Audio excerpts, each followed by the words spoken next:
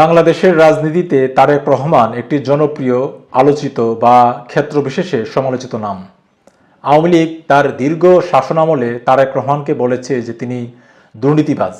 তারেক রহমানের বিরুদ্ধে বিভিন্ন ধরনের মামলা হয়েছে বা তত্ত্বাবধায়ক সরকার আমলে তার বিরুদ্ধে মামলা ছিল এবং সেই সব মামলায় তারেক রহমান আওয়ামী লীগের শাসনামলে দণ্ডপ্রাপ্ত হয়েছেন এবং আওয়ামী লীগ বিভিন্ন সময়ে চেষ্টা করেছে যে তারেক রহমানকে যুক্তরাজ্য থেকে দেশে ফিরিয়ে এনে তাকে বিচারের মুখোমুখি করার, কিন্তু আওয়ামী লীগ শেষ পর্যায়ে ব্যর্থই হয়েছে বলা যায়।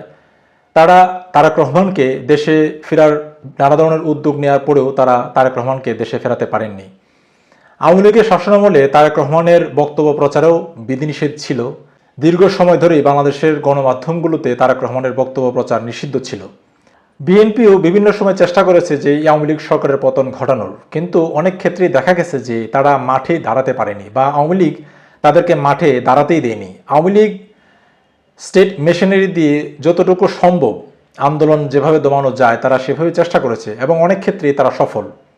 সর্বশেষ 2024 সালের 5 আগস্টেই এই জুলাই আগস্টের গণ অভ্যুত্থানের মাধ্যমে শেখ হাসিনার পতন হয় বা আওয়ামী লীগ সরকারের পতন হয় এবং শেখ হাসিনা ভারতে পালিয়ে যান এবং আওয়ামী লীগের বহু নেতাকর্মী বিদেশে পালিয়ে যায় এবং দেশে এখনও অনেকে পলাতক রয়েছেন। এই অবস্থায় প্রশ্ন উঠেছে যে তারেক রহমান কেন ফিরছেন না।